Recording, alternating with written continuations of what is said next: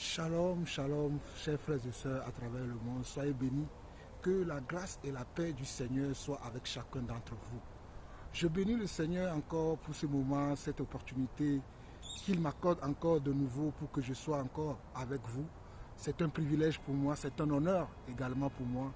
Et je rends grâce à Dieu pour nos vies, c'est-à-dire vos vies et aussi la mienne. Parce que vous savez que ce n'est pas tout le monde qui a la vie que nous avons aujourd'hui. Surtout la vie avec plein d'épreuves, mais nous sortons toujours victorieux ou victorieuses. Et c'est encore un honneur pour moi de vous dire aujourd'hui que hier c'était mon anniversaire. Le Seigneur m'a accordé encore un an de plus afin que je puisse demeurer encore dans son église et apporter à l'église la joie de vivre, apporter à l'église la paix, le shalom de Dieu. Donc c'est un honneur pour moi aujourd'hui de vous dire que hier c'était mon anniversaire et je rends grâce à Dieu, notre Père, notre Seigneur, qui m'a encore permis d'être encore parmi les vivants. Il m'a encore accordé un an de plus afin que je sois encore sur pied pour édifier, affermir son église. Non pas toutefois moi-même, mais par sa grâce qu'il m'a accordée. Donc je bénis le Seigneur et je bénis le Seigneur pour ce privilège qu'il m'a accordé. Vraiment, les mots me manquent pour vous dire comment je suis dans la joie parce que je n'ai jamais imaginé que le Seigneur pourrait me donner encore cet enthousiasme et ce charisme et surtout cette joie de vivre. Malgré les épreuves, malgré les oppositions, malgré les incompréhensions des uns et des autres, nous tenons encore bon et le Seigneur nous renouvelle chaque jour le souffle de vie et surtout renouvelle chaque jour notre foi afin que nous tenons ferme dans ces temps difficiles où le bien est appelé mal, où le mal est appelé bien, où tout le monde vit dans la confusion. Mais nous qui sommes ses enfants, il nous a accordé la grâce de vivre selon sa parole et de surtout de l'aimer et de continuer à l'aimer. Vraiment, que le Seigneur continue à nous aider à grandir dans la vérité et surtout dans la parole. Que son esprit soit toujours avec nous. Je profite encore de cette occasion pour saluer vous toutes et vous tous, mes frères, à travers le monde. Je salue tous mes mamans, je salue tous mes soeurs et je salue également tous mes frères. Vraiment que le Seigneur vous bénisse pour vos encouragements, que le Seigneur vous bénisse pour vos prières, que le Seigneur vous bénisse également pour vos soutiens. Que le Seigneur soit avec chacun d'entre nous. Père éternel, Dieu d'amour, Dieu de grâce, nous te bénissons encore pour ton amour dans nos vies, pour ton amour dans nos foyers, pour ton amour dans nos ministères et surtout parce que tu es là avec nous. Père, reçois la gloire, l'honneur et la puissance pour des siècles. Au nom du Seigneur Jésus-Christ, nous avons ainsi prié. Amen. Alors, mes chers frères et sœurs, je profite de cette occasion pour partager un sujet avec vous, vite fait. Un sujet qui a été une question que un frère m'a envoyée. Et j'ai répondu à ce frère longuement et j'avais voulu faire un enseignement dessus, une exhortation dessus, mais je me suis dit non, mais c'est un sujet dont j'ai beaucoup parlé, que j'ai beaucoup enseigné dessus. Mais aujourd'hui, le Seigneur me permet encore aujourd'hui de revenir sur la question du frère afin de partager cette question avec toute l'Église. Parce que le Seigneur m'a interpellé que c'est une question que beaucoup de frères et sœurs se posent. Mais certains n'ont pas le courage, n'ont pas l'audace de poser ces questions-là peut-être à leur berger ou bien à leur pasteur ou bien dans la communauté dans laquelle ils vivent parce qu'ils n'osent pas. Ils se sentent intimidés, ils se sentent inconsidérés et que c'est un privilège pour toi de pouvoir partager cette question. Donc, quelle est la question? La question est ceci, la voici. La question est la suivante. Le frère m'a posé la question de savoir quel est le déroulement d'un culte. Quel est le déroulement d'un culte? Comment un culte, selon le Seigneur, doit se dérouler? Je repose encore la question. Le frère voulait savoir quel est le déroulement normal d'un culte. Comment un culte peut se dérouler? Parce que d'aucuns pensent qu'aujourd'hui, lors d'un culte, on doit faire des séances de délivrance. D'autres pensent que lors d'un culte, on doit prier pour les malades. D'autres pensent que lors d'un culte, on doit chanter, louer. On doit adorer le Seigneur. D'autres pensent que lors d'un culte, on doit nécessairement faire des prières de délivrance. Donc, du coup, il y a un embouteillage de pensée dans la pensée de beaucoup de personnes. Il y a un embouteillage de pensée, voilà, dans la tête de beaucoup de personnes. Mais, mes chers frères et sœurs, que dit la parole à propos de cette question? Le déroulement d'un culte.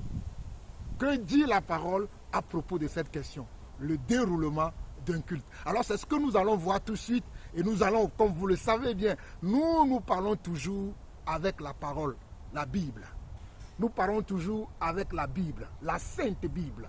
Nous tenons toujours, ou bien nous prenons toujours nos pensées, nos façons de faire, nos projets, nous les tirons dans la Bible. Tout ce que nous faisons, nous avons des modèles dans la Bible et nous nous basons sur les modèles de la Bible, sur la manière dont le Seigneur lui-même a marché avec les apôtres, les enseignements qu'il leur a prodigués et surtout, nous marchons sur la manière de faire de nos premiers frères, c'est-à-dire nos prédécesseurs, ceux qui ont marché avec le Seigneur, ceux qui ont servi le Seigneur avant nous. Donc pour répondre à cette question, qui est le déroulement d'un culte, aujourd'hui, nous allons nous servir de la parole dans 1 Corinthiens 14 à partir du verset 26. Nous allons partager la parole dans 1 Corinthiens 14 à partir du verset 26. Mais avant d'aller dans 1 Corinthiens 14, j'aimerais vous dire simplement que le déroulement d'un culte doit se passer par l'Esprit. C'est le Saint-Esprit qui doit nous accompagner dans un culte. Je répète encore, c'est le Saint-Esprit seul qui est le chef de l'Église, qui est la tête de l'Église, qui doit nous diriger lors d'un culte. Je répète encore, parce que je sais que beaucoup de gens tordent nos paroles, tordent nos enseignements, tordent le sens de ce que nous disons. Donc je disais tantôt que le déroulement d'un culte doit se faire selon l'Esprit. Je répète encore, le déroulement d'un culte doit se faire selon l'Esprit. Même si nous avons la parole de Dieu, je précise encore que le déroulement d'un culte doit se faire selon la parole de Dieu, selon le Saint-Esprit. Vous voyez, le déroulement d'un culte doit se faire selon le Saint-Esprit. Parce que le Saint-Esprit, c'est lui qui a inspiré la parole de Dieu. Donc c'est pour ça que j'ai dit que le déroulement d'un culte doit se faire selon la parole de Dieu. Mais je dis également que le déroulement d'un culte doit se conduire par l'Esprit. Le déroulement d'un culte doit se conduire par l'Esprit. Parce que les gens sont frustrés aujourd'hui de voir que lors d'un culte, tout le culte s'est passé que sur les prophéties, ou bien que tout le culte s'est passé que sur les délivrances, les prières de délivrance. Sors au nom de Jésus, je te chasse au nom de Jésus. Ils sont là, ils chassent. Il n'y a pas eu de paroles d'encouragement, il n'y a pas eu de paroles d'édification, il n'y a pas eu d'enseignement. Ou d'autres, ça n'a été que les prières de combat. Au nom de Jésus, je chasse l'esprit de sorcellerie dans ma famille. Au nom de Jésus, je chasse l'esprit de célibat. Au nom de Jésus, je chasse l'esprit de mort. Et tout le culte s'est déroulé que dans les prières de combat. Ou des fois, le culte se déroule que dans les prières de guérison. Mais que dit la parole à ce sujet? Allons directement dans 1 Corinthiens 14 et nous allons lire à partir du verset 26, comme je l'ai dit tout à l'heure. Je n'ai pas mes lunettes, mais je rends grâce à Dieu que je suis dehors et je peux voir beaucoup mieux. Mais si jamais ma lecture n'est pas parfaite, relisez la parole chez vous parce que j'ai oublié mes lunettes. Alors dans 1 Corinthiens 14, à partir du verset 26, la parole de Dieu déclare ceci. Que fait donc frère lorsque vous vous assemblez? Que fait donc frère lorsque vous vous assemblez? Donc il est question de rassemblement. Lorsque nous nous rassemblons, lorsque nous sommes ensemble, alléluia, nous sommes ensemble pour partager l'amour de Dieu. Nous sommes ensemble pour partager la parole de Dieu. Nous sommes ensemble pour partager, alléluia, notre amour entre les frères. Qu'est-ce que nous devons faire? Parce que dans un culte, nous sommes en train de partager notre amour, non seulement envers le Seigneur, mais envers aussi nos frères et sœurs qui ont reçu le salut aussi comme nous. Mais lors de ces rassemblements, que devons-nous faire exactement? Lors de ces rassemblements, que devons-nous faire? Devons-nous seulement prier? Devons-nous seulement chanter des louanges et des cantiques? Devons-nous seulement faire des prières de combat? Devons-nous seulement faire des prières de guérison? Qu'est-ce que nous devons faire lors de ces rassemblements? La parole va nous éclairer. Et la parole dit dans 1 Corinthiens 14, le verset 26, « Que faire donc, frères, lorsque vous vous assemblez ?» Il dit, « Les uns ou les autres parmi vous ont-ils un cantique, une instruction, une révélation, une langue, une interprétation, que tout se fasse pour l'édification. » Donc nous voyons bien dans ce passage de 1 Corinthiens 14 à partir du verset 26 que lorsque nous sommes rassemblés entre frères et sœurs pour une communion fraternelle, pour une communion autour de la parole, pour une communion autour de l'esprit, afin de nous édifier. Le but pour lequel nous nous rassemblons, c'est pour nous édifier. Alléluia. Le but pour lequel il y a un rassemblement des frères et sœurs dans l'église de Dieu, c'est pour l'édification.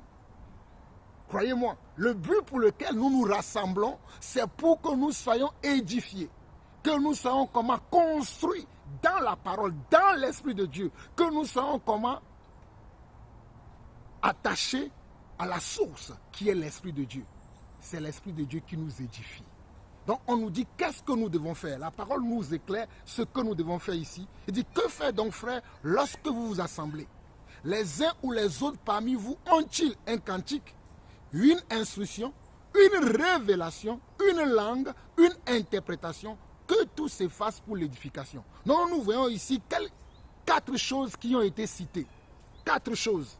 Mais par l'Esprit de Dieu, je peux comprendre déjà que ce n'est pas parce qu'il y a 4 choses qui sont citées dans ce passage que cela veut dire que lors d'un culte, il y aura forcément que ces 4 choses. Ça peut dépasser ces 4 choses. Il peut y avoir plusieurs choses. Au-delà de ces 4 choses, il peut y avoir plusieurs choses lors d'un culte. Beaucoup de choses peuvent se passer lors d'un culte. Mais précisément ici, on nous a cité 4 choses qui doivent se dérouler lors d'un culte, qui vont se passer lors d'un culte. Mais est-ce que la liste s'arrête à ces 4 choses? Le Saint-Esprit convaincra chacun d'entre nous de ce qu'il y a lieu de faire lors d'un culte. Mais néanmoins, je vais expliquer ce qui est dit ici. On nous dit que les uns ou les autres parmi vous ont-ils un cantique? Donc ça veut dire que lors d'un culte, il peut y avoir des cantiques que nous pouvons chanter, que nous pouvons fredonner, soit pour adorer le Seigneur, soit pour célébrer le Seigneur, soit pour danser. N'oubliez pas que dans le livre des Psaumes, il est écrit que louons le Seigneur avec des pas de danse. Louons et célébrons le Seigneur avec des pas de danse. Donc l'adoration et la louange ne s'arrêtent pas simplement que dans le fredonnement des paroles qui sortent de nos bouches. Nous pouvons aussi danser, alléluia, comme j'aime le faire des fois quand vous me voyez. Nous pouvons aussi danser. Les danses aussi constituent une sorte d'adoration du Seigneur. Vous voyez, quand je danse devant le Seigneur, c'est une sorte d'adoration aussi du Seigneur. Mais ici, on nous dit, les uns ou les autres parmi vous ont-ils un cantique? Donc, loin d'un culte, il peut y avoir des cantiques. On peut chanter un cantique.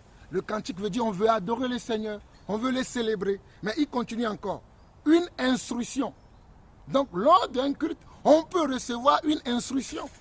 C'est-à-dire, l'instruction ne viendra pas forcément de notre berger, du pasteur de la communauté, de l'apôtre de la communauté, du prophète de la communauté, ou bien du frère qui dirige la communauté, ou bien des anciens qui dirigent la communauté. Mais un frère dans la communauté peut recevoir une instruction lors d'un culte, peut recevoir un message de la part du Seigneur à nous livrer lors d'un culte. Mais si nous rejetons le frère là, si nous ne laissons pas la place à ce frère là, comment est-ce qu'il va partager cette instruction qu'il ou qu'elle a reçue du Seigneur avec nous? Ça peut être une sœur qui a reçu l'instruction, comme ça peut être un frère. Donc nous devons avoir la liberté dans les cultes. Nous devons avoir la liberté dans les cultes, chose que nous ne voyons pas aujourd'hui dans les cultes. On continue, il dit une révélation. Une révélation. Quelqu'un peut avoir une révélation lors d'un culte. Quelqu'un peut avoir une révélation que le Seigneur a donné une révélation à transmettre à l'église. Mais si nous sommes cantonnés que à chanter, à célébrer le Seigneur, et qu'à un moment nous n'avons pas à l'esprit que quelqu'un peut avoir reçu du Seigneur une révélation à nous transmettre, comment est-ce que nous serons édifiés? Comment est-ce que nous serons construits dans le Seigneur? Comment est-ce que nous serons bâtis dans le Seigneur? Alléluia. Donc nous voyons bien que il faut que lors d'un culte, qu'il y ait de la liberté d'expression de l'Esprit Saint. C'est ce que je veux dire au fait. Lors d'un culte, il faut forcément la liberté de l'expression de l'Esprit. Et l'Esprit peut utiliser toute personne dans l'Église. Lorsque l'Église est rassemblée, lorsque la communauté est rassemblée, l'Esprit peut utiliser tous les membres de l'Église. Mais si les conducteurs de cette assemblée sont cantonnés à faire que des prières de combat, des prières de délivrance, des prophéties, sans se soucier de ce que le Saint-Esprit veut faire dans la communauté, cette église-là ou cette communauté-là ne va pas avancer et cette communauté ne sera pas édifiée.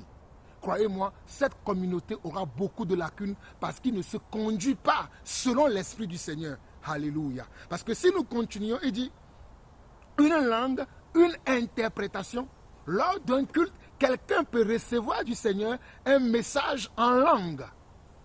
Un message en langue. Nous savons selon 1 Corinthiens 14, le verset 2, que celui qui parle en langue, qu'est-ce qu'il fait? Celui qui parle en langue, qu'est-ce qu'il fait?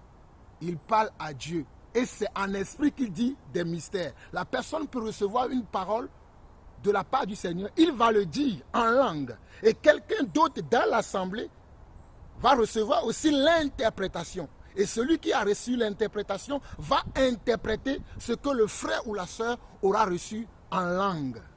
Lorsque le frère ou la sœur va dire ce qu'il a reçu du Seigneur, il va parler en langue et un autre frère dans l'assemblée ou une autre sœur dans l'assemblée recevra l'interprétation et viendra nous dire ce que le frère ou la sœur a reçu.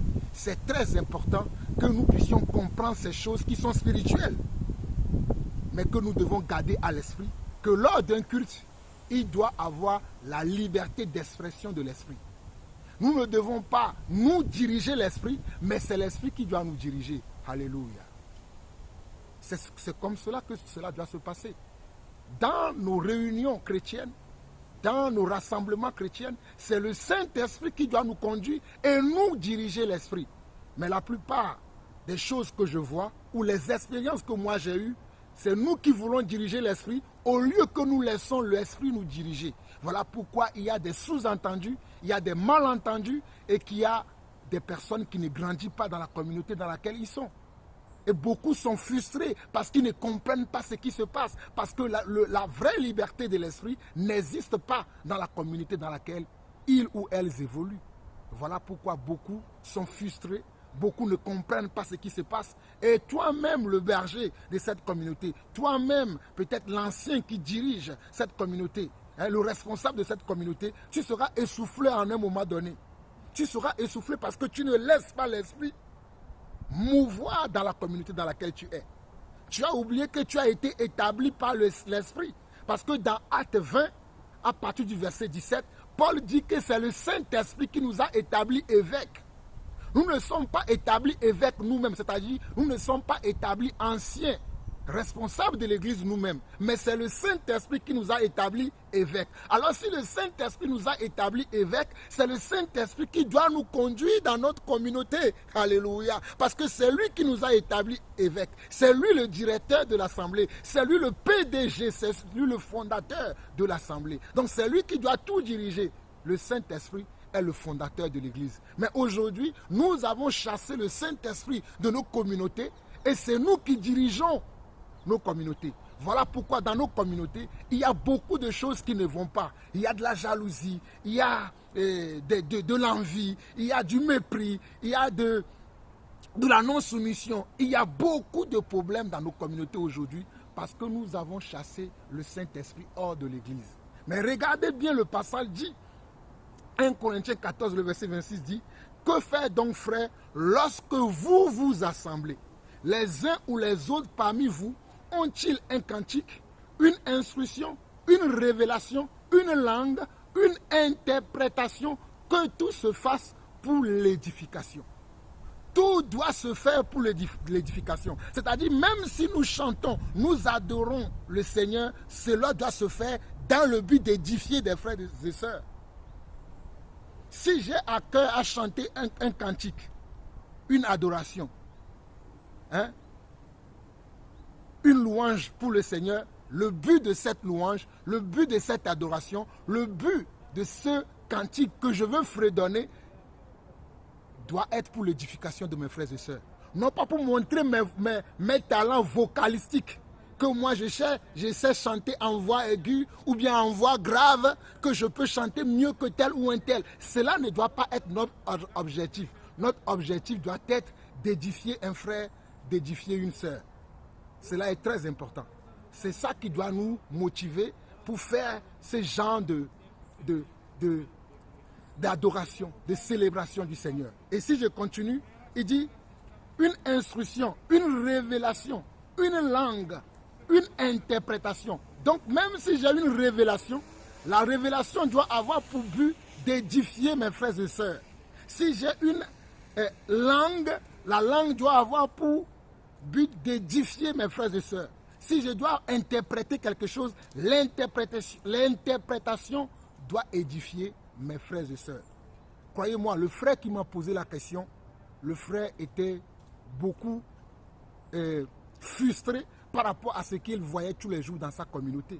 Il m'a dit que dans leur communauté, ils passent souvent peut-être 1h30, 2 heures, voire même des fois 3 heures à ne chasser que des démons, à faire que des prières de combat. Je chasse l'esprit de célibat, je chasse l'esprit de pauvreté, je chasse l'esprit de mort dans ma famille. Il m'a dit que lors d'un culte, ils ont passé 2 heures de temps, 3 heures de temps à ne faire que ça. Ou des fois, il m'a dit que lors de certains cultes, ils n'ont fait que faire des prières de délivrance. Ils passaient leur journée à faire des prières de délivrance. Je sache l'esprit de fornication dans ta vie. Je chasse l'esprit de gourmandise dans ta vie. Je chasse. Et tout le temps qu'ils ont été dans la prière, ce ne sont que pour faire des prières de délivrance. Mais laissez-moi vous dire, mes chers frères et sœurs, normalement, un enfant de Dieu n'a pas besoin de délivrance. Je dis bien normalement, un enfant de Dieu qui a été touché par le Seigneur, qui est né de nouveau convenablement selon l'esprit, n'a pas besoin de prière de délivrance. Parce que lorsque nous recevons Christ, nous recevons automatiquement aussi une délivrance. Une délivrance avec les démons, les esprits qui nous habitaient avant. Puisque la parole déclare que si quelqu'un est en Christ, il est une nouvelle création. Les choses anciennes sont passées, toutes choses sont devenues nouvelles. Donc en réalité, lorsqu'un enfant de Dieu naît de nouveau, c'est-à-dire reçoit la vie de Dieu en lui, il n'est plus possédé. Il est délivré automatiquement par le fait qu'il est converti. Mais le problème, c'est parce que beaucoup d'entre nous aujourd'hui, nous sommes arrivés à l'église avec plusieurs autres mobiles. Oui, on nous a prêché un faux évangile. On ne nous a pas prêché le vrai évangile. Parce que beaucoup d'entre nous sommes arrivés à l'église, on a dit, crois en Jésus, tu auras un mari. Crois en Jésus, tu auras un travail. Crois en Jésus, tu auras des enfants. Crois en Jésus, tu auras une maison. C'est vrai, lorsque nous croyons en Jésus, nous pouvons avoir toutes ces choses que nous citons. Mais Jésus n'est pas venu pour cela. Il est venu d'abord pour sauver nos âmes. Il est venu pour sauver nos vies. Alors lorsque nous prêchons l'évangile, la première des choses que nous devons prêcher aux gens, c'est le salut éternel. C'est-à-dire le salut de nos âmes, le salut de notre esprit. C'est ce qu'on doit nous prêcher aujourd'hui. Mais aujourd'hui, on nous prêche les choses qui sont sur la terre, les choses qui sont autour de nous, on nous prêche les biens matériels. Voilà pourquoi dans nos communautés, les gens viennent encore avec leurs démons, les gens viennent encore avec leurs esprits, parce que préalablement, le travail n'a pas été fait correctement. Parce que lorsqu'on prêche aux gens que crois en Jésus, tu seras sauvé, selon le livre des Actes des Apôtres, le chapitre 2, le verset 37, les apôtres ont dit, repentez-vous d'abord. Lorsque tu te répands, ça veut dire que tu renonces à ta vie du passé. Tu renonces aux démons qui sont dans ta vie du passé. C'est-à-dire, tu appelles maintenant le Saint-Esprit à venir t'habiter. Tu reçois le Saint-Esprit qui vient t'habiter. Alors, si tu as une habitation de l'Esprit, tu n'auras pas besoin qu'on te délivre. Quand vous voyez, lorsque Jésus était sur la terre, toutes les personnes qui sont venues vers Jésus pour que Jésus puisse les délivrer, ou bien tous ceux qui étaient sur l'emprise des démons que Jésus a délivrés, ce n'étaient pas des enfants de Dieu véritables. Ce n'étaient pas des personnes qui étaient sauvées. C'était des personnes qui étaient incrédules ou bien qui étaient sous l'emprise de certains démons. C'était ces personnes-là que Jésus a délivrées. Mais lorsque Jésus a ramené les gens dans l'église et que les gens sont dans l'église, personne n'a subi encore la délivrance comme nous voyons aujourd'hui dans nos églises, dans nos assemblées. Donc nous comprenons par là qu'il y a un problème lorsque les gens ou bien lorsque les pasteurs vont prêcher l'évangile. Ils ne vont pas prêcher l'évangile qui est vrai, l'évangile qui est selon la doctrine du Seigneur, mais ils vont prêcher un autre évangile. Voilà pourquoi dans leurs assemblées, ils sont obligés de chasser les démons tous les dimanches. Et le dimanche prochain, le démon qu'ils ont chassé ce dimanche revient encore le dimanche prochain. Parce que la personne n'est pas encore sauvée. Et vous allez voir les gens tomber en transe un peu partout parce qu'il y a un problème dans la compréhension de l'évangile et dans l'interprétation de l'évangile dans ces assemblées-là. Et également, beaucoup aussi ne lisent pas la parole. Beaucoup aussi ne lisent pas la parole. Et comme ils ne lisent pas la parole, et on leur présente une parole qui n'est pas vraie, et ils croient à une parole qui n'est pas vraie, donc ils pensent également qu'ils sont possédés. Il y a des gens qui viennent à l'église le dimanche dans le but d'être touchés. Croyez-moi, il y a des gens qui viennent à l'église le dimanche dans le but qu'on les touche pour qu'ils puissent recevoir quelque chose, pour qu'ils puissent tomber, qu'on puisse lui dire que tu es délivré de tel esprit, tu es délivré de tel esprit. Donc, quelqu'un est mal à l'aise, qu'il soit dans l'église et que lui, on ne lui a jamais dit, ah voilà, aujourd'hui je chasse de ta vie tel esprit. Il le vit mal parce que c'est ce qu'il voit à la longueur de journée. Mais l'église, ce n'est pas ça. L'église, ce n'est pas ça. Je crois que j'ai assez expliqué ce sujet-là. Je vais avancer. Vous comprenez? Donc, parce que le frère qui m'a parlé, il était vraiment choqué. Hein. Il était vraiment dérangé de voir que dans leur communauté, dans plusieurs réunions, ils passent leur temps à délivrer les gens. Ils passent leur temps qu'à la prière de délivrance. Mes frères et sœurs, comprenez ce que je suis en train de dire. Je ne dis pas que la délivrance ne doit pas exister. Non.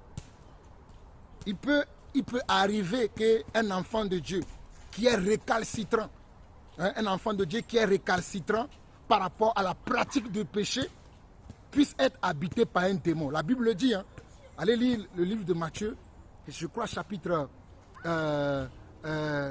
12 ou 13 qui en parle que lorsqu'on chasse un démon dans la vie d'un enfant de Dieu, le Seigneur, ça c'est le Seigneur Jésus-Christ lui-même qui a dit, hein, que si la personne ne fait pas attention, c'est-à-dire ne met pas sa vie en règle, ne vit pas selon la parole de Dieu, ne vit pas selon l'Esprit de Dieu, l'Esprit qui a été chassé de sa vie lorsqu'il a cru au Seigneur, ou bien lorsqu'il a une vie de pratique de péché et que l'on est venu lui enseigner la vraie parole et qu'on l'a délivré de ce démon-là, si la personne ne met pas sa vie en règle, il continue de vivre encore dans le désordre dans sa vie, dans le chaos dans sa vie, le démon qui a été chassé de sa vie auparavant va revenir, mais avec 7 autres démons. Il va revenir, mais il ne va pas revenir tout seul. Il va revenir avec 7 autres esprits méchants pour pouvoir le terminer cette fois-ci. Voilà pourquoi il est très important qu'un enfant de Dieu puisse vivre selon la parole de Dieu, puisse vivre selon l'évangile, le vrai évangile. Voilà pourquoi nous devons être soumis à la parole de Dieu. Nous devons nous soumettre à l'Esprit de Dieu afin de tout faire selon l'Esprit de Dieu. Je crois que vous avez compris maintenant. Donc, véritablement, il peut y avoir un enfant de Dieu qui est sous l'emprise d'un démon. Mais c'est un enfant de Dieu qui n'obéit pas à Dieu, qui n'est pas soumis à Dieu, qui est comment? Quelqu'un qui pratique le péché. Puisque dans le livre de 1 Jean, chapitre 3, chapitre 4, chapitre 5, on nous dit que celui qui est né de Dieu ne pratique pas le péché. Alléluia. Celui qui est né de Dieu ne pratique pas le péché. Donc vous voyez qu'il y a toujours un problème avec la naissance, la nouvelle naissance. Puisque celui qui est né de Dieu, alléluia, ne pratique pas le péché. Donc si quelqu'un est dans l'église, il a l'habitude de pratiquer le péché, il n'est pas né de nouveau, tout simplement. Croyez-moi, je ne suis pas là pour faire plaisir à des gens. Vous me connaissez assez pour cela. C'est parce que la personne n'est pas née de nouveau, véritablement comme cela se doit. Parce que quelqu'un qui est né de nouveau ne pratique pas le péché. Il peut lui arriver de tomber dans le péché, mais il ne fait pas de sa vie un style de vie de péché. Non, il peut lui arriver de tomber dans le péché, comme nous avons vu Pierre, qui a dit au Seigneur, je ne te renierai pas. Mais il a renié le Seigneur. 3 fois, quand le coq a chanté, il s'est rendu compte que, il a fait une bêtise et il s'est repenti. Vous voyez des exceptions dont je veux parler. Mais quelqu'un qui a un style de vie de péché, qui pratique le péché tout le temps, qui est à l'aise avec le péché, celui-là, il peut être possédé. Et croyez-moi, même vos prières de délivrance ne les délivrera pas. Je crois que vous avez assez compris l'explication que je viens de vous donner pour que ce que je dis soit clair. Alors nous allons continuer à partir du verset 28 et 27 où nous sommes arrêtés jusqu'au verset 33 et nous allons nous arrêter au verset 33 qui dit en est-il qui parle en langue que 2 ou 3 parlent au plus, chacun à son tour et que quelqu'un interprète. S'il n'y a point d'interprète, qu'on se taise dans l'église et qu'on parle à soi-même et à Dieu. Voilà encore une pratique que nous devons corriger dans nos assemblées où on dit aux gens, priez en langue, parlez en langue et tout le monde est là. Korabababa, rato, rato, rato, pince, pince, pince, marteau, marteau, marteau. Mes chers frères et sœurs, la pratique de la prière en langue doit être ordonnée dans l'église. Je répète encore, lorsque nous prions en langue tous, ça doit être ordonné. Nous ne pouvons pas tous parler en langue au même moment. Non, ce n'est pas moi qui l'invente. C'est un apôtre qui écrit ça, qui dit en est-il qui parle en langue? Cela veut dire qu'effectivement, il doit y avoir dans l'église des gens qui parlent en langue. En est-il qui parle en langue? On nous dit, regardez bien, que 2 ou 3 au plus parlent, chacun à son tour, et que quelqu'un interprète. Donc, lorsque nous sommes dans la réunion chrétienne, et qu'il y a quelqu'un qui a envie de parler en langue, et qui sent que c'est un message qui vient du Seigneur, il peut parler à voix forte. Il peut donner le message que le Seigneur lui donne en langue. Il le donne à voix forte, et quelqu'un d'autre va interpréter ce qu'il a dit. Mais si tout le monde, vous commencez à parler en langue, comme on voit tout le temps là, coca, coca, coca, coca, coca, fanta, fanta, fanta, fanta, fanta, tout le temps dans les assemblées, c'est du désordre. C'est du désordre. Cela n'a pas de sens. Ce n'est pas ce que les apôtres ont enseigné. Voilà pourquoi le verset 26 de 1 Corinthiens 14 nous dit que faire lorsque nous nous assemblons. Donc lorsque nous nous assemblons, il y a un comportement que nous devons avoir. Il y a un style que nous devons avoir lorsque nous nous rassemblons. Nous ne pouvons pas faire n'importe quoi sous prétexte que nous sommes conduits par l'Esprit. Non. L'Esprit de Dieu est soumis à Dieu et il nous conduit selon la parole de Dieu. Il nous conduit selon l'Esprit de Dieu et l'Esprit de Dieu ne fait pas du désordre. Mais quand nous voyons ce qui se passe dans nos communautés aujourd'hui, il y a beaucoup de désordre, il y a beaucoup de n'importe quoi. Alléluia. Parce que voilà pourquoi on nous dit, en est-il qui parle en langue que 2 ou 3 au plus parlent, chacun à son tour, et que quelqu'un interprète. S'il n'y a point d'interprète, qu'on se taise dans l'église et qu'on parle à soi-même et à Dieu. Voilà pourquoi je vais expliquer aussi cette partie. Donc si vous êtes dans la communauté, tu as une envie pressante de parler en langue et que tu sens dans ton esprit que c'est toi qui as envie de t'édifier toi-même pour que la parole qui sera prêchée puisse t'édifier, tu peux parler en langue. Mais à ce moment-là, tu parles en langue à voix basse. Tu parles à toi-même. C'est ce que la parole dit. Il dit, en est-il qui parle en langue que 2 ou 3 au plus parlent, chacun à son tour, et que quelqu'un interprète. S'il n'y a point d'interprète, qu'on se taise dans l'église et qu'on parle à soi-même et à Dieu.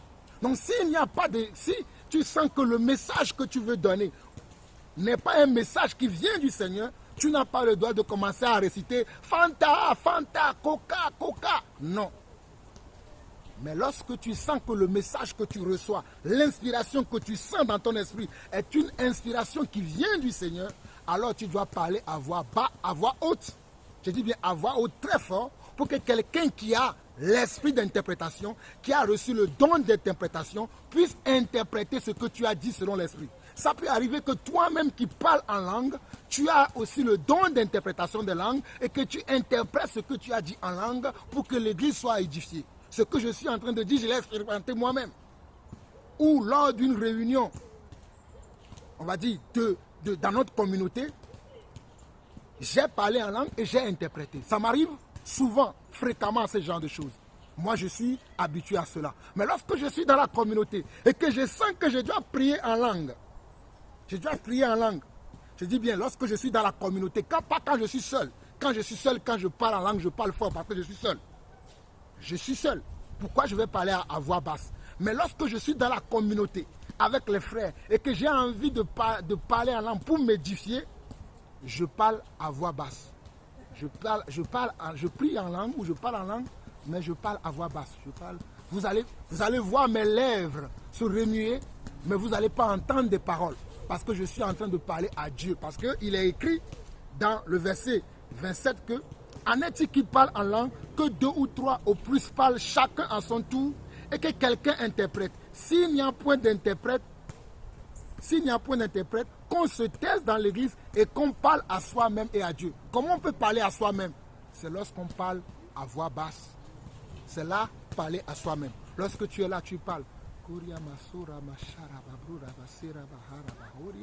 Je ne crois pas que si vous avez entendu. Je ne suis pas en train de déranger le voisinage parce que je suis en train de m'édifier moi-même. Je suis en train de me connecter à Dieu pour recevoir de Dieu comment?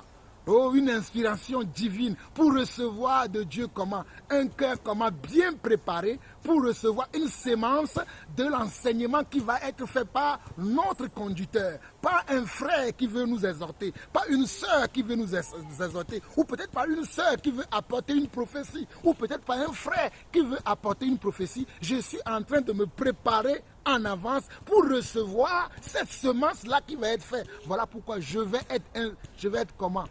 Dans la réserve et parler à moi-même et parler à Dieu. Quand je suis là, je suis en train de parler à moi-même et à Dieu. Et la Bible appelle ça, je suis en train de m'édifier. Je continue le verset 28 au verset 23 qui dit, verset 29 plutôt au verset 32 qui dit, pour ce qui est des prophètes, que 2 ou 3 parlent et que les autres jugent. Et si un autre qui est assis a une révélation, que le premier se taise, car vous pouvez tous prophétiser successivement, afin que tous soient instruits et que tous soient exhortés. Regardez, hein. Oh, j'aime la parole de Dieu. Oh, j'aime la précision de la parole. Pour ce qui est des prophètes, pour ce qui est des prophètes, que 2 ou 3 parlent et que les autres jugent, que 2 ou 3 parlent et que les autres jugent, et si un autre qui est assis a une révélation, que le premier se taise. Vous voyez, on dit que lorsque nous sommes dans la communauté de frères, et qu'au milieu de nous, il y a des gens qui sont des prophètes, ou bien même s'il n'y a pas des gens qui ont le don, ou bien qui ont le ministère, parce qu'il peut y avoir des gens qui ont le ministère de prophète au milieu de nous, qui vont prophétiser, mais au milieu de l'assemblée, d'autres vont juger que est-ce que ce que le prophète là a dit, est-ce que cela respecte les Écritures? Quelqu'un qui a un don ministériel de prophète, nous allons voir que ce qu'il a dit, est-ce que ce qu'il a dit collabore aux méthodes, aux pratiques que nous avons déjà vues dans les Écritures? Nous pouvons nous servir de l'Ancien Testament, de l'Ancienne Alliance jusqu'à la Nouvelle Alliance ou bien jusqu'au Nouveau Testament. Nous pouvons nous servir des exemples de comment les prophètes ont agi pour voir est-ce que ce que le frère l'a dit, est-ce que cela correspond à ce que nous voyons dans la parole. Et nous pouvons utiliser aussi le Saint-Esprit pour pouvoir examiner la prophétie que celui qui a le don ministériel de prophète a donné. Mais il peut y avoir aussi les gens qui ont le don de prophétie. Il y a une différence entre le don de prophétie et le ministère prophétique. Je répète encore, il y a une différence entre les gens qui ont le don de prophétie et les gens qui ont le ministère de prophète. Celui qui a le ministère de prophète, c'est celui qui enseigne le peuple de Dieu. C'est celui qui conduit le peuple de Dieu. C'est celui qui est établi en tant qu'évêque, en tant qu'ancien. Mais celui qui a le don de prophétie peut être un homme ou une femme. Alors que celui qui a le ministère prophétique, c'est forcément un homme. Il ne peut pas être une femme. Comme je vois aujourd'hui, les gens disent les femmes prophétesses. Non, ça n'existe pas. Les femmes prophétesses qui enseignent l'église, ça n'existe pas. On n'a jamais vu dans l'église primitive des femmes qui enseignent la parole de Dieu sous prétexte qu'elles sont des prophétesses. Non. Mais les femmes peuvent recevoir une prophétie. Elles peuvent avoir le don de prophétie. Et dans la communauté, lorsque nous nous rassemblons, elle peut donner un message qu'elle a reçu de la part du Seigneur. Ça ne fait pas d'elle un évêque pour conduire l'église. Ça ne fait pas d'elle une responsable pour maintenant diriger l'église. Mais les responsables de l'église, ceux qui doivent enseigner l'église, ceux qui sont établis dans les 5 dons ministériels, qui sont les dons ministériels d'apôtres, de prophètes, d'évangélistes, de pasteurs et d'enseignants ou de docteurs de la parole, sont uniquement réservés aux hommes. Mais par contre, le don de prophétie peut être donné à tous frères dans l'église, tous frères et sœurs. Le don de prophétie peut être exercé par les frères et par les sœurs. Et croyez-moi, j'ai aussi expérimenté ça à plusieurs reprises dans de vraies communautés où des sœurs ont donné des prophéties. Elles ont interprété les prophéties, elles ont parlé en langue. C'est un message qu'ils ont reçu du Seigneur, un message codé qu'elles ont donné en langue. Et derrière, elles ont interprété. Ou d'autres, elles ont parlé directement. On est dans la communauté comme ça, dans le culte comme ça, ou bien pendant le moment d'intercession, le moment de prière, on entend une sœur. L'Esprit du Seigneur me dit que vous devez faire ceci ou cela. Ça, c'est la prophétie. C'est une sœur qui a le don de prophétie. Ça peut arriver.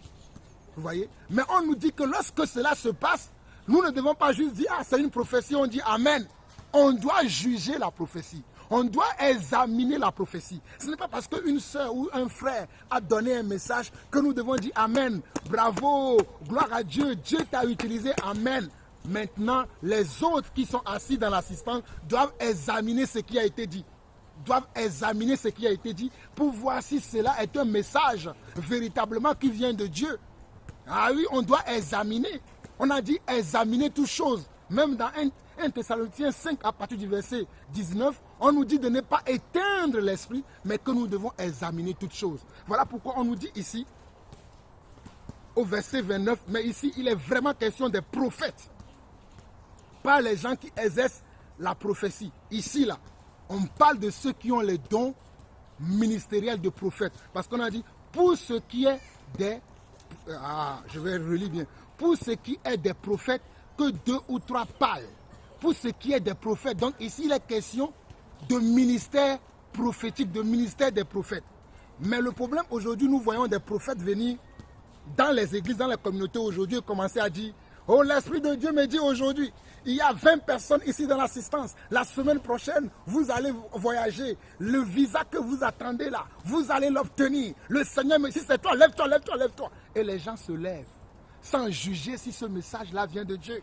Ou bien une autre manière qu'ils font, oh, je sens dans mon esprit que quelqu'un doit donner l'offrande du prophète tout de suite. Et il va recevoir un miracle dans sa vie. Et il doit donner l'offrande du prophète. Et il va recevoir un miracle dans sa vie. Et nous voyons encore les gens se lever, gaillardement, et aller donner des offrandes parce qu'il veut recevoir. Mais il ne juge pas si ce que la personne dit, si cela est vrai ou pas. Ou nous voyons autre chose. Le prophète, il est là, il dit, oh, l'Esprit de Dieu me dit, toi, hier, je t'ai vu, tu étais assis à cet endroit. Ça, ce sont les prophètes qui exercent avec l'esprit de divination. Vous allez voir qu'ils sont capables même de vous dire ce que vous avez fait dans votre vie, même quand vous avez 2 ans, quand vous avez 3 ans. Et lorsqu'ils parlent comme ça, vous dites, ah, c'est vrai, c'est Dieu qui me parle. Mais non, nous devons juger tout ce qui se passe dans l'église. Il peut être en train de te dire même ce que tu as fait il y a 25 ans. Je ne suis pas en train de dire que Dieu aussi ne fait pas ça. Mais la plupart de ces faux prophètes ou de ces soi-disant prophètes de Baal aujourd'hui qui circulent dans nos communautés, qui sont là à faire des choses qui n'ont rien à voir avec l'Esprit de Dieu, c'est leur méthode que je suis en train de vous dévoiler comme ça, rapidement comme ça. Ils vont avoir tendance à vous dire des choses qui, à vos yeux, vont vous paraître vraies. Mais en réalité, nous devons exercer le discernement de Dieu pour juger tout ce qui nous est dit, tout ce qui nous est raconté lors des réunions que nous faisons. Nous devons exercer le discernement. Nous ne devons pas dire oui, amen à tout. Je ne suis pas en train de dire que tout est faux. Mais la majorité des cas de ce que nous voyons aujourd'hui dans beaucoup de communautés, ce sont des faussetés, ce sont des ragots, ce sont des racontats, ce sont des inepties qui sont racontés aux gens et les gens les acceptent parce qu'un soi-disant, un prophète des nations, un grand prophète des nations m'a parlé. Le grand prophète des nations, c'est le Saint-Esprit. Le grand prophète des nations, c'est le Saint-Esprit. Alors quand on te prêche quelque chose, quand on te dit quelque chose sous prétexte que c'est une prophétie qui vient de l'Esprit, exerce le discernement pour pouvoir examiner ce qui a été dit. Examine ce qui a été dit avant de dire oui, amen à cela. Et ce n'est pas moi qui invente, c'est l'apôtre Paul qui nous dit cela. Et l'apôtre Paul dit dans 1 Corinthiens 14, le verset 29, il dit pour ce qui est des prophètes, que 2 ou 3 parlent et que les autres jugent. Et si un autre qui est assis a une révélation, que le premier se taise. Verset 31, car vous pouvez tous prophétiser successivement afin que tout soit instruit et que tout soit exhorté. Vous avez vu? Donc si dans l'assemblée, il y a un prophète qui donne un message, d'abord ceux qui sont assis doivent juger ce qui est dit.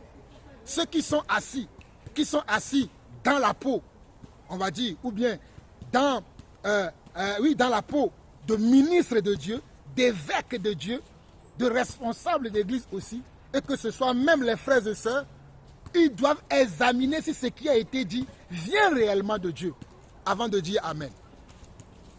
Nous devons coûte que coûte examiner ce qui a été dit. Nous ne pouvons pas dire oui, Amen à tout. Nous devons examiner, je répète encore, nous devons examiner ce qui a été dit. Nous ne pouvons pas dire oui, Amen. C'est le frère qui a dit, c'est la sœur qui a dit, c'est le ministre qui a dit. Donc c'est bon, c'est oui et Amen. Quand est-ce que tu as examiné si ce qu'on t'a dit est vrai ou faux? Ben oui, puisque aujourd'hui, on a tendance à dire ce que les gens veulent entendre dans les communautés pour avoir la grâce de ces personnes-là, pour avoir la main sur leur poche. Mais moi, je viens vous dire la vérité. En réalité, lorsqu'un prophète de Dieu vient, normalement, ils doivent nous enseigner selon l'Esprit de Dieu afin de nous recadrer, afin de nous recentrer, afin de nous réorganiser, afin de nous réajuster dans l'Esprit de Dieu et dans les voies du Seigneur. Voilà pourquoi doit y avoir des prophètes. Allez voir les prophètes de l'Ancienne Alliance. Ils étaient là pour ramener le peuple à Dieu. Lorsque le peuple sortait des volontés de Dieu, sortait de l'Esprit de Dieu, les prophètes de l'Ancienne Alliance les ramenaient par des prophéties, par des messages codés de la part du Seigneur pour les ramener au Seigneur. Mais à notre époque, on ne nous parle que des visas, on ne nous parle que du mariage, on ne nous parle que des affaires, on ne nous parle que des voyages, mais on ne nous parle plus de ce que Dieu lui ressent. Qu'est-ce que Dieu pense à nos sujets? On ne nous parle plus de ça. Les prophètes d'aujourd'hui ne nous parlent pas du cœur de Dieu. Ils ont inventé eux-mêmes leurs prophéties. Oh, alléluia, j'en ai honte quand je vois ces choses. J'en ai honte et j'en ai mal quand je vois ces choses parce que le monde rit de nous. Il dit, regardez ces gens-là. Regardez ces gens-là. Le monde rigole. Le monde se moque de nous. Mais toi, tu dis, ah oui, amen. Oh, c'est un grand prophète qui m'a prophétisé ça. Oh, il m'a dit ce que même mon aïeul, mon grand-père a fait dans ma vie, a fait dans notre famille quand j'étais bébé. Qui t'a dit que ce qu'on t'a raconté, c'est vrai? Examinons toutes choses, mes frères. Examinons toutes choses. Ne disons pas oui et amen à tout. Examinons toutes choses. Et si je continue, il dit, et si un autre qui est assis a une révélation, que le premier se taise, car vous pouvez tous prophétiser successivement. Ça veut dire que dans l'église, il peut y avoir quelqu'un qui a commencé une prophétie, mais s'il voit qu'il y a un autre frère qui aussi Dieu le pousse à parler, le premier doit se taire pour laisser la place au deuxième, afin que le deuxième prophète aussi apporte son éclairage, apporte sa révélation, apporte comment? La parole que Dieu lui a donnée aussi. Ça ne doit pas être simplement le moment de gloire d'un seul frère qui est là, qui dandine partout, qui court sur l'estrade. Oh, qui est là, can I prophesy? J'entends souvent aussi, can I prophesy? Est-ce que je peux prophétiser? Mais vous croyez que lorsque l'Esprit de Dieu va utiliser quelqu'un pour prophétiser, est-ce qu'il va demander aux gens, est-ce que je peux prophétiser? Vous ne voyez pas que c'est du spectacle, c'est du mensonge? Lorsque l'Esprit de Dieu, vous ne connaissez pas l'Esprit de Dieu. Lorsque l'Esprit de Dieu touche quelqu'un, pousse quelqu'un à parler, à enseigner les gens dans les voies du Seigneur, il ne va pas vous demander can I prophesy, est-ce que je peux prophétiser? Il va parler parce que l'Esprit, oh, Rabosa, quand l'Esprit de Dieu me touche, moi, Jean-Paul Lawson, pour parler, croyez-moi, vous me connaissez, je parle sans avoir regardé qui est devant moi. Il peut y avoir un premier ministre devant moi. Il peut y avoir même l'ONU devant moi. Mais ce que l'Esprit de Dieu me dit là, je vais le livrer sans regarder autour de moi. Parce que c'est l'Esprit de Dieu qui me pousse. Je ne vais pas demander, est-ce que je peux prophétiser? Qu'un aille prophétiser là. Toutes ces choses-là, ce sont du spectacle, ce sont du cinéma. Ce n'est pas comme ça que les vrais apôtres ou les vrais prophètes de Dieu ont manifesté le ministère de prophète dans la Bible. Ce n'est pas comme ça. Allez bien regarder les Écritures. Servez-vous de la parole. Car la parole dit dans 2 Timothée 3, le verset 16, que toute Écriture est inspirée de Dieu. Toute Écriture est inspirée de Dieu, utile pour comment? Pour enseigner, pour corriger, pour instruire, afin que l'homme de Dieu soit parfait dans toutes ses voies. Toute Écriture. Aujourd'hui, vous êtes là parce que le prophète a dit ça, parce que le prophète a dit ceci, moi je crois. Et il faut d'abord examiner. Le prophète qui vient vous dire, est-ce que je peux prophétiser? Il est sous la chair. Il veut maintenant vous épater, vous séduire. Oh, il se frotte les mains. Qui est-ce que je vais séduire maintenant? Il voit ces gens-là, ils sont tellement doués que dans l'assistance, il peut sentir celui qui a envie de se marier, celui qui cherche un travail, celui qui veut avoir des enfants. Et là, il va fabriquer dans sa tête le message qu'il va donner. Ah, tu es là, ça fait 10 ans que tu pries pour ton mariage, ça fait 20 ans que tu attends cet enfant. Le Seigneur me dit maintenant, dans 3 mois, tu vas voir, tu auras ce travail, tu auras ce visa, tu auras... Non, c'est la chair, prophétie mensonger. Et la Bible dit que pour déterminer si ce qui nous a été dit vient du Seigneur, ce que le prophète a dit, si cela n'arrive pas, c'est un faux prophète.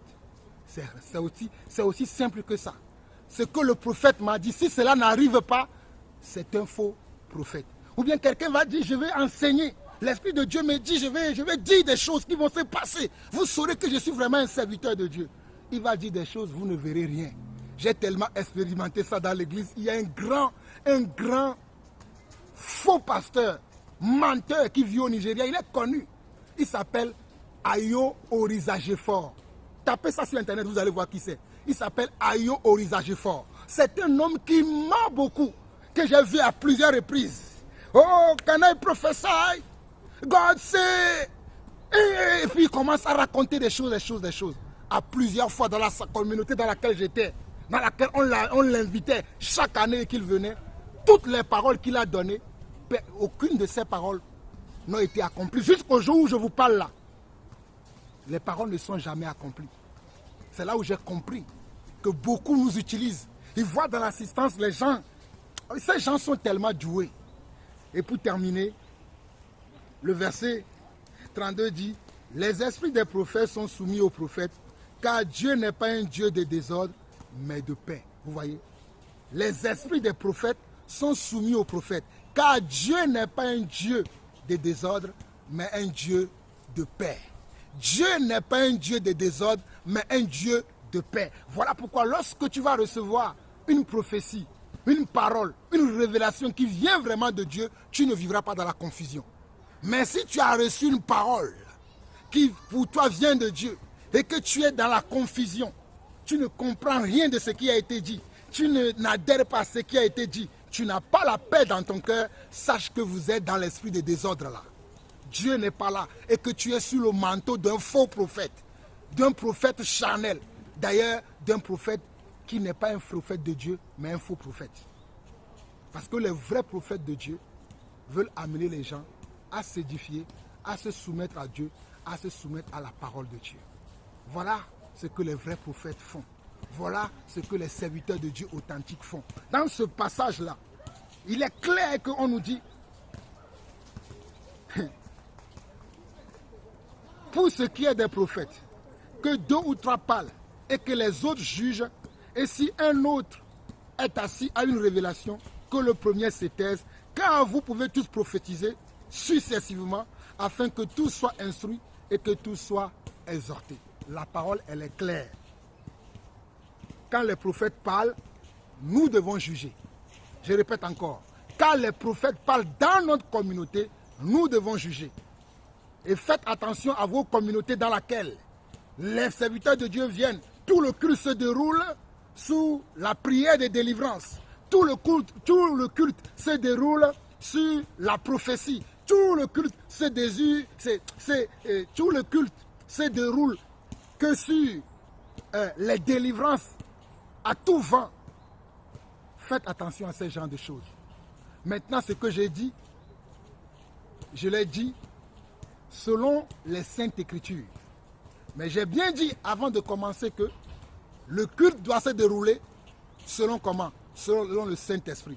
Donc le Saint-Esprit peut décider que lors d'un culte, on va assister peut-être à 90% à des délivrances. C'est ce que le Saint-Esprit a décidé ce jour-là. Mais cela ne va pas être répétitif tous les dimanches ou bien tous vos jours de réunion. Cela ne va pas être répétitif. Toutes les réunions que vous faites, c'est que ça que vous faites. Ça n'est pas de Dieu. Mais ça peut arriver que le Saint-Esprit, lors d'un culte, tout le culte va être que des paroles de révélation. Oh, je sens l'Esprit de Dieu me dit, toi, la semaine prochaine, le Seigneur va ouvrir une porte pour toi. Cela peut arriver. Toi, dans un mois, Dieu va faire ceci dans ta vie. Ça peut arriver. Mais ça va être des moments passagers. Mais si toutes vos réunions de prière, ce ne sont que ce genre de choses que vous voyez, quand est-ce que vous allez être baptisé dans la parole? Il n'y a jamais d'enseignement où vous recevez d'enseignement du Seigneur pour être bâti selon les Écritures. Quand est-ce que vous allez grandir selon le Seigneur? Quand est-ce que vous allez être affermi? Vous allez être comment? Affermi. Vous allez vous asseoir dans l'enseignement de la parole. Puisque ce que Jésus a dit aux apôtres, il a dit aux apôtres dans Matthieu 28, à partir du verset 20, il a dit, allez faire de toutes les nations mes disciples, en les baptisant au nom du Père, du Fils et du Saint-Esprit, et enseignez-leur à observer tout ce que je vous ai prescrit. Donc, dans nos communautés aujourd'hui, ce que nous devons faire, même si le Saint-Esprit va nous conduire à faire plusieurs choses dans l'Assemblée, nous ne devons pas mettre de côté l'enseignement. Nous ne devons pas enlever dans le culte l'enseignement de la parole. Parce que c'est l'enseignement qui édifie, c'est l'enseignement qui éclaire, c'est l'enseignement qui corrige. D'ailleurs, la Bible dit dans le psaume 119 que ta parole est une lampe à mes pieds. La parole, ce sont des enseignements. Donc nous devons donner un moment, un temps beaucoup plus précieux, beaucoup plus long à l'enseignement des frères et sœurs dans la communauté dans laquelle nous vivons.